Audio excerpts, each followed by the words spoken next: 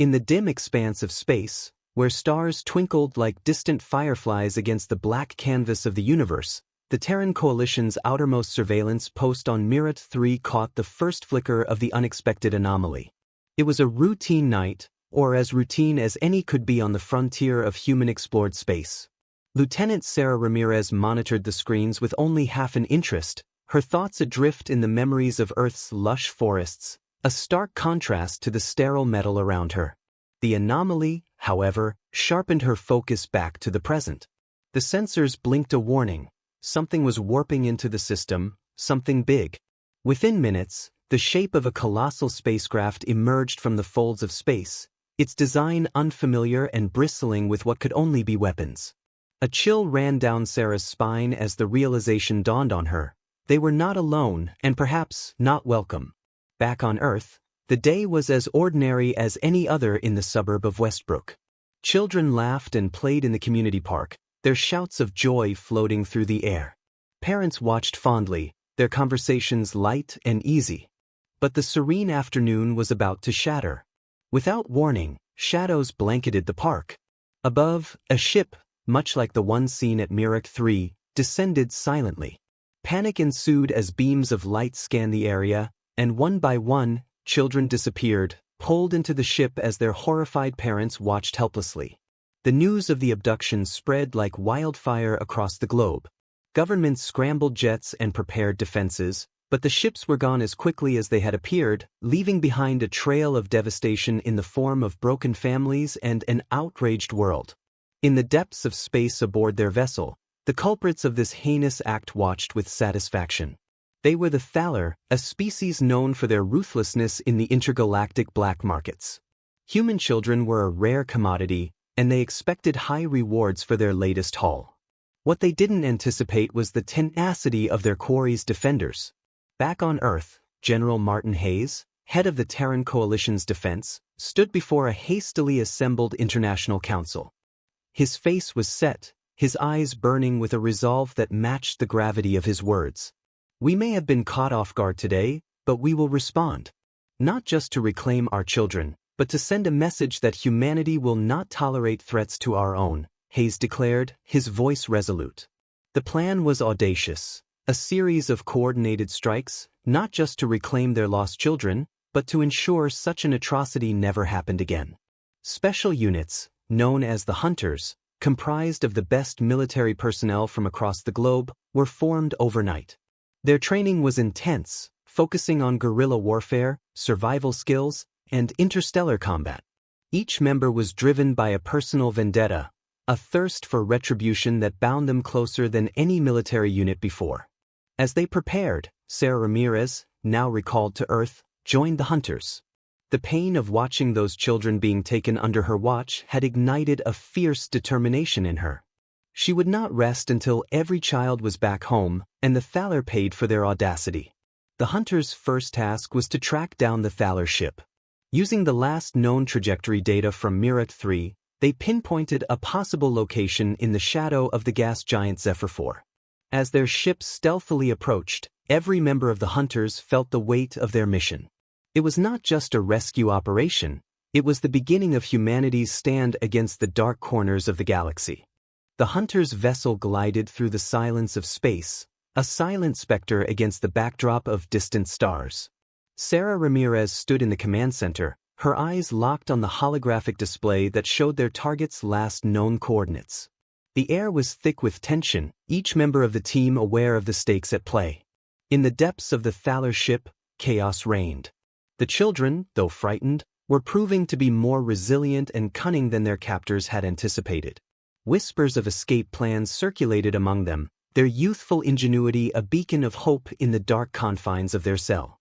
Captain Miles Bennett, co-leader of the Hunters, coordinated with intelligence officers to intercept any communications from the Thaler ship.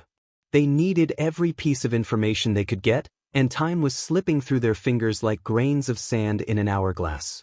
Suddenly, a break in the static voices, Thaler voices, discussing their arrival at a trading outpost known as the Nebula Bazaar.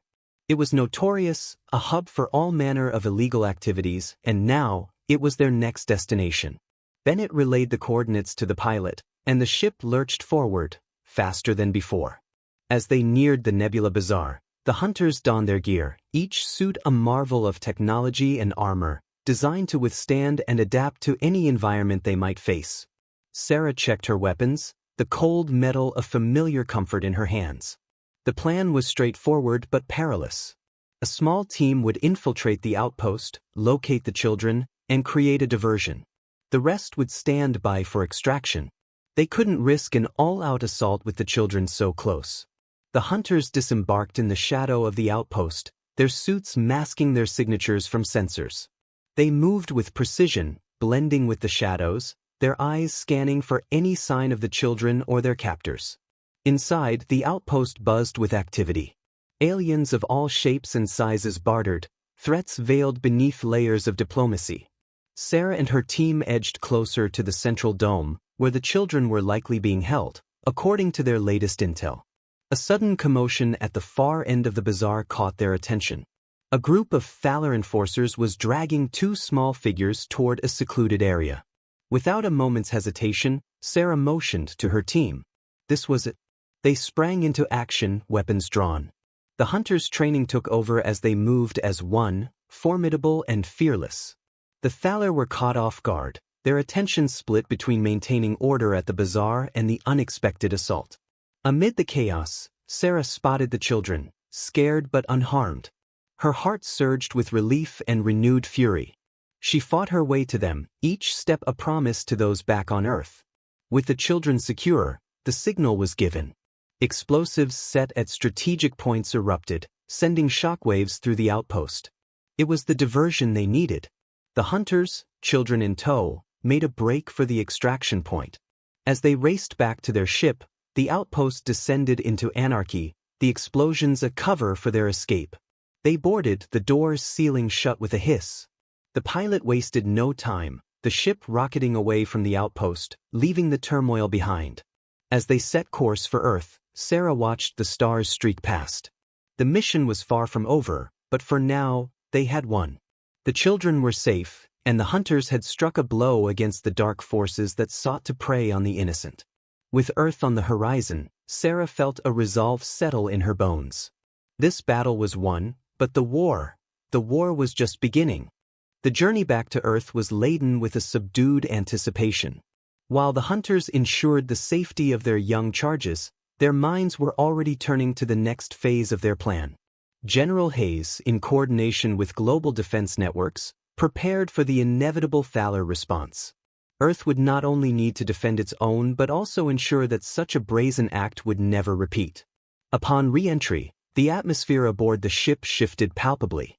Each child, though weary and shaken, showed a spark of resilience that mirrored humanity's own unyielding spirit. They were greeted with tearful reunions as families embraced under the watchful eyes of the world's media, broadcasting the tale of their harrowing ordeal and the daring rescue that followed. However, the celebration was short-lived. Intelligence intercepted new transmissions from the Thaler fleet, signaling a gathering storm. It seemed the abduction had been but a precursor to a larger plan, one that aimed to subjugate or strike at the very heart of human territories. The hunters, now seasoned by their recent skirmish, were reassembled at a secret location.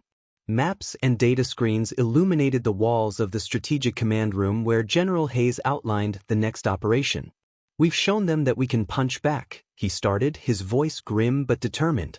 "Now we must show them that we can obliterate their intentions before they even begin." The plan was to strike at several strategic Thaler outposts simultaneously. These locations were identified as logistical hubs for their operations in human sectors. Destroying them would cripple the Thaler's ability to launch further attacks and disrupt their command structures. Sarah, now promoted to captain for her bravery and leadership, was assigned to lead one of the assault teams.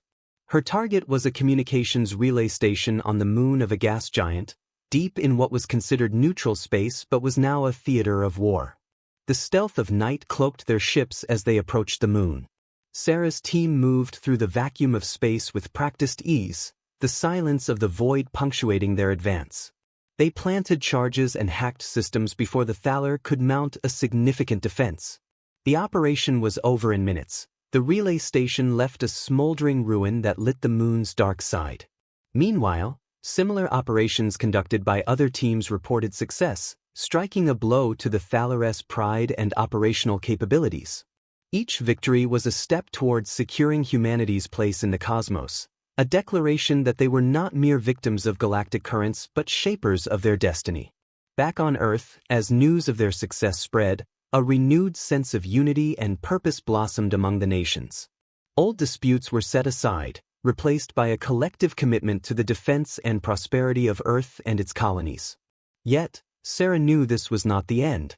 The Thalar would retaliate, and humanity must be ready. She spent her days planning and her nights dreaming of peace, knowing that each dream was a reprieve from the battles to come. In the depths of space, aboard the remnants of their shattered fleet, the Thalar plotted their next move. The loss of their relay station was more than a tactical defeat, it was a blow to their honor. Their eyes turned towards Earth, not just with a desire for revenge but with a cold calculation of its conquest. As Earth prepared, its people stood united, their eyes watching the stars, vigilant and unyielding, ready to defend their home against whatever threats the galaxy harbored. The Thalar response came swifter than anticipated, a dark wave amassing at the edge of the Sol system. Their fleet, though battered, was formidable, equipped with the newest forms of interstellar artillery that promised devastation. Earth's sensors picked up their advance, and a tense hush fell over the planet. This was the moment the hunters had prepared for, a standoff that would either cement humanity's resilience or spell its undoing. General Hayes, alongside international military leaders, convened in the war room, where the vast array of screens displayed the looming threat. "This will be our proving ground," Hayes announced, his voice steady, rallying his troops with the gravity of their task. "We hold not just for our homes, but for the future of humanity." Defensive satellites whirred to life, their orbits adjusted to create a lethal ballet of lasers and missiles. On Earth, cities turned off their lights, cloaking themselves in darkness to obscure targets from the enemy. Every man, woman, and child who could contribute did so. Factories worked tirelessly, churning out munitions, civilians trained for emergency drills, and the hunters prepared to engage the enemy in what would be the most crucial battle of their lives. Sarah stood aboard the command ship, her eyes scanning the tactical displays. Her team was ready, their spirits unbroken by the threat that faced them. They were the first line of defense, deployed in small, agile ships designed to harry the enemy and disrupt their formations before they could reach critical velocity towards Earth. As the Thalar fleet entered the outer reaches of the system, the hunters launched. The void of space erupted into chaos, studded with the flashes of cannon fire and the trails of missiles. Sarah's ship darted between larger vessels, her crew's precision targeting disabling several enemy ships before they could fire their payloads. Meanwhile, on the lunar base, other hunter teams engaged in ground assaults against Thalar troops attempting to establish a forward base. The moon's surface became a battleground, pockmarked with craters and scorched with plasma fire. The hunters used the terrain to their advantage, drawing the enemy into deadly traps set within the labyrinth of canyons and craters. On Mars, a similar scenario unfolded. Colonists who had turned their homes into fortresses fought alongside stationed troops. Every dome and settlement became a stronghold, every civilian a soldier by necessity. Their resolve turned Mars into a quagmire for the invaders, stalling the Thalar advance and giving Earth more time to fortify. In the asteroid belt, automated drone fleets, controlled by AI algorithms, clashed with Thalar cruisers, the belt's erratic orbits providing cover and sudden angles of attack. The metallic landscape of the asteroids became a cataclysmic arena, with each explosion sending shockwaves through the belt, creating a deadly debris field. The battle raged for days, Earth's forces bending but not breaking under the Thalar onslaught. News of small victories and heroic stands spread, bolstering the morale of those still fighting and those waiting for their chance to join the battle. Each report of a hunter's sacrifice or a civilian's bravery served as a reminder of what they were fighting for: freedom, family, future. Amidst the chaos, a critical opportunity arose. Intelligence from the front lines suggested a vulnerability in the Thalar flagship, temporarily exposed by a failed warp drive. Seizing the moment, Sarah and a select team of hunters embarked on a perilous mission to strike at the heart of the enemy fleet. Their ships, cloaked and silent, slipped through the cosmic melee, approaching the flagship. Boarding it was suicide, but if they could disable it, the psychological blow to the Thaler could turn the tide. The hunters infiltrated the vessel, a silent shadow among shadows, their mission clear: sabotage the flagship and escape before they were overrun. As they set charges and hacked the ship's core systems, the battle outside grew fiercer, a maelstrom of fire and fury that held the fate of a planet in its balance. The stakes had never been higher, the fight never so desperate. But amid the terror and tumult, the human spirit shone brightest, driven by a singular, indomitable will to endure and prevail. The interior of the Thaler flagship was a labyrinth of cold metal and pulsing energy conduits.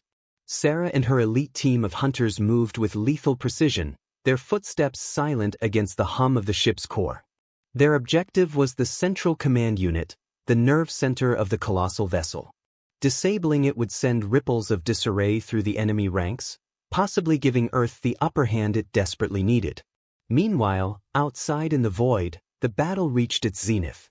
Earth's forces, bolstered by the small winds of disabling numerous enemy ships, found new vigor. The defensive satellites around Earth unleashed a volley of coordinated fire that lit up the sky, a deadly dance of destruction that decimated an approaching battalion of Thaler cruisers. On the flagship, Sarah's team encountered resistance. Thaler soldiers, their forms towering and encased in shimmering armor, barred their path. The corridors echoed with the sounds of gunfire and the clash of metal as hunters engaged the enemy in close combat. Each hunter was a whirlwind of determination, their training and resolve turning them into avatars of Earth's defiance. Sarah led the charge, her weapon a steady extension of her will. They reached the command unit, finding it guarded by an elite cadre of Thaler warriors. The air crackled with energy, the gravity of the moment palpable. Words were unnecessary, the clash was inevitable. With a nod, Sarah initiated the assault, her team spreading out in a tactical formation. The battle was brutal and swift. The hunters utilized every advantage their training provided, turning the Thaler's size and strength against them. They moved like specters, striking with precision and retreating before the enemy could counter. Slowly, the resistance fell, and the path to the command unit cleared. Inside, they found the ship's central AI core, a complex network of alien technology that pulsed with a strange, otherworldly light. The tech specialists among them set to work, planting explosives and programming a cascade of viruses to disrupt the ship's operations. As the charges were set, Sarah received a transmission from Earth. The battle was turning. The Thaler were faltering under the relentless assault. However, reinforcements were en route to the flagship. Time was running out. With a grim determination, Sarah ordered the completion of their mission. "We finish this for Earth," she stated, her voice a calm command amidst the storm. The team evacuated the command unit, retracing their steps through the now silent corridors, their presence on the ship a secret nearly kept. As they made their escape, the explosives detonated, sending a shudder through the flagship. Systems failed, lights flickered, and the giant vessel began to drift, a titan crippled by a mortal blow. Back on Earth, the news of the flagship's downfall spread quickly, a beacon of hope amidst the darkness. Cheers erupted from the command centers and from the citizens who watched the skies, their faith in the hunters validated. In the vacuum of space, as the flagship burned and the Thaler fleet descended into chaos, the tide of battle shifted decisively. Earth's forces, seeing the enemy's flagship falter, pressed their advantage. From Mars to the Moon, from the asteroid belt to the skies above Earth, humanity advanced, pushing back the invaders with renewed strength and courage. As the Thaler fleet retreated, battered and broken, the solar system breathed a collective sigh of relief. The siege was broken, the threat diminished, but the war was not yet over. There were still battles to be fought, enemies to be chased, and peace to be won. But for now, Earth stood united, its people resilient, its defenders heralded as heroes who had faced the abyss and did not blink. The aftermath of the flagship's fall marked a turning point in the conflict. Earth's Strategic Command capitalized on the momentum, coordinating a series of counteroffensives across contested zones. The Thaler, disoriented by their sudden leadership vacuum, struggled to regroup, their communications tangled by the viruses left in the wake of the Hunters' sabotage. On Earth, cities that had braced for impact now celebrated their survival with cautious optimism.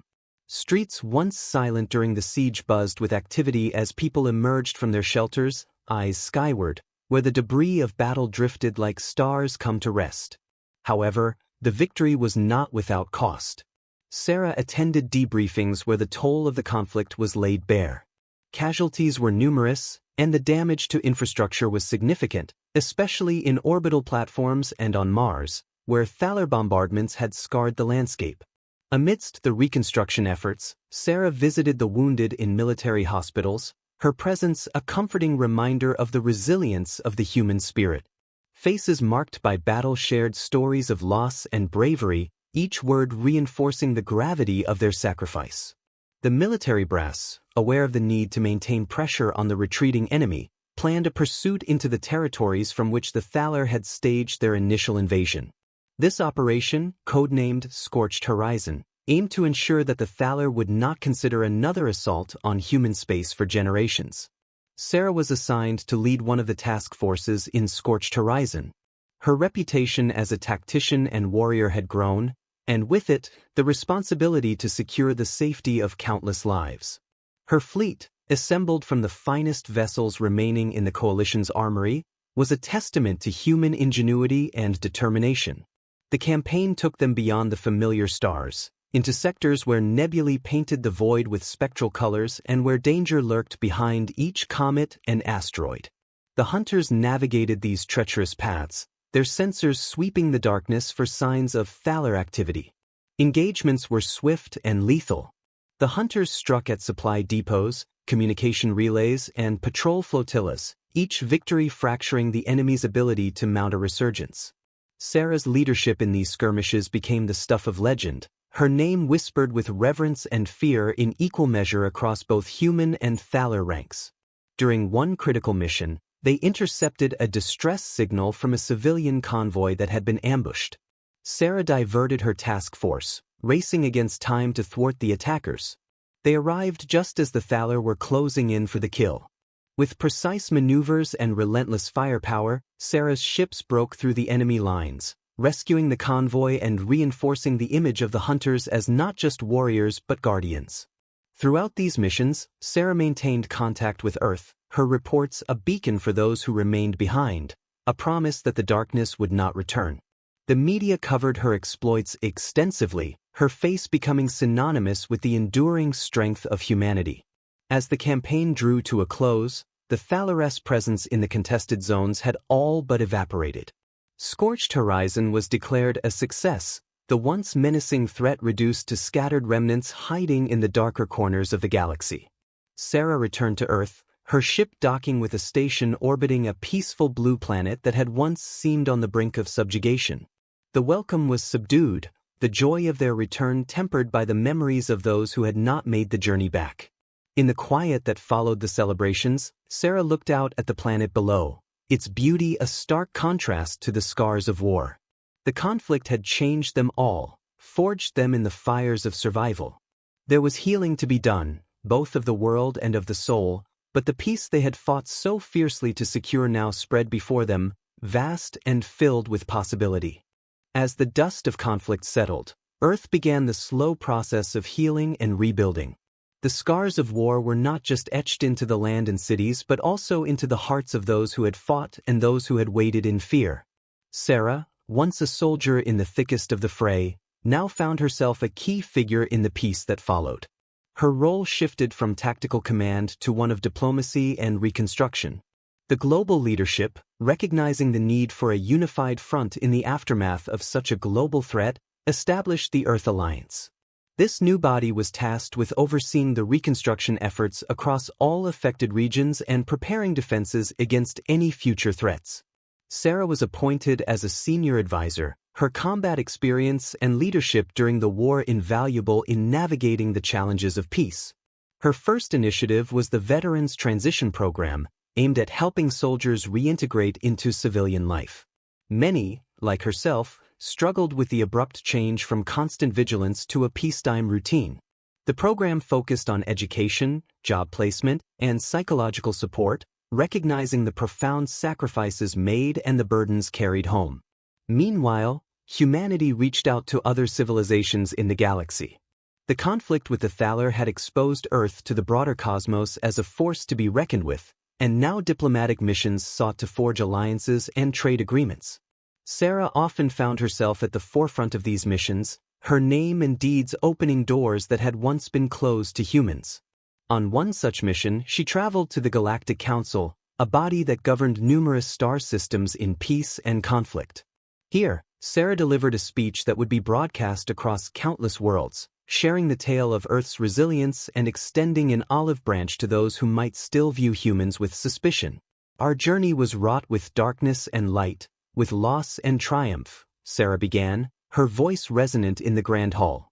Let our story be a testament not just to human tenacity but to our desire for peace. Let us work together, for the betterment of all our peoples. The speech was met with applause and cautious optimism. Many leaders expressed their admiration for Earth's resolve and their interest in establishing peaceful relations. Negotiations began, sometimes strained but always with the promise of progress. Back on Earth, Sarah watched as cities were rebuilt, taller and stronger. She visited schools where children learned not just about the war but about the importance of peace and the strength found in unity. Memorials were erected, not to glorify war, but to honor those who had made the ultimate sacrifice and to remind future generations of the cost of freedom. In the quiet moments, Sarah reflected on the war's legacy. She walked through the memorial gardens on Earth, each name engraved on the monuments whispering stories of heroism. She saw families picnicking under the shade of newly planted trees, their laughter a balm to her soul. The peace might have been hard-won, but it was deeply cherished. Humanity had not only survived, it had evolved, stepping into the galaxy not as warriors but as pioneers of peace. The Earth Alliance flourished, a testament to the enduring human spirit that had once looked to the stars as conquerors but now sought to be healers and builders. As the sun set over the horizon, painting the sky with hues of orange and pink, Sarah felt a profound sense of accomplishment. The war was behind them, but its lessons would guide them forever.